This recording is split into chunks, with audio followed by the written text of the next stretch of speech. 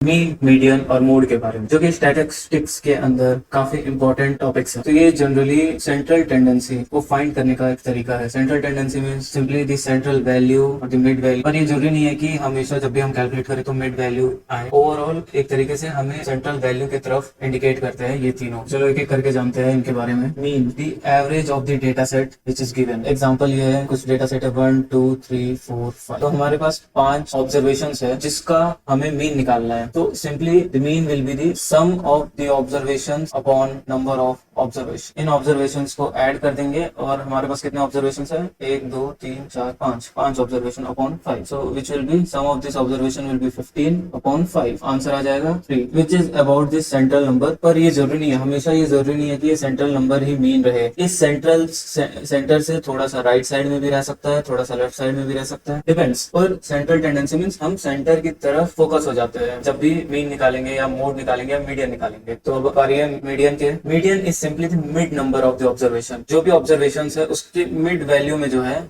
उसी को हम मीडियन बोलते हैं। पर हियर इज अ कैच, अगर ऑड नंबर रहा तो you can simply find the mid one. Like 5 है तो mid one will be the mid will be the 3। Odd के लिए मीडियन क्या होगा, मीडियन का formula n plus 1 upon 2। n number of terms, जितने टर्म्स है प्लस 1 एक बढ़ा के डिवाइडेड बाई 2, तो वो मिड वैल्यू हमें मिल जाएगा। पर what if in the case of even numbers. Even के केस में इवन नंबर ऑफ ऑब्जर्वेशन है, लेट्स से 6, तो मिड में तो 3 भी है 4 भी है। इन दिस केस थर्ड टर्म और फोर्थ टर्म है उसका जो एवरेज या फिर कहो मीन निकलेगा उसे हम मीडियन कंसिडर। इवन नंबर के लिए मीडियन का फॉर्मूला क्या रहेगा, mode. This is the easiest one. Mode simply the observation which occurs the maximum time. जो भी ऑब्जर्वेशन है, लेट्स से हमारे पास 5 ऑब्जर्वेशन है, 1 2 1 1 3 बोलते हैं। तो यहाँ पे सबसे ज्यादा अकरिंग ऑब्जर्वेशन कौन सा है, सबका फ्रीक्वेंसी निकालेंगे। फ्रीक्वेंसी मीन्स कितने बार वो अकर हुआ है। तो ये 5 ऑब्जर्वेशन में फ्रीक्वेंसी 1 का फ्रीक्वेंसी 3 है, 2 का फ्रीक्वेंसी 1 है, 3 का फ्रीक्वेंसी 1 है। तो in this case mode will be 1 because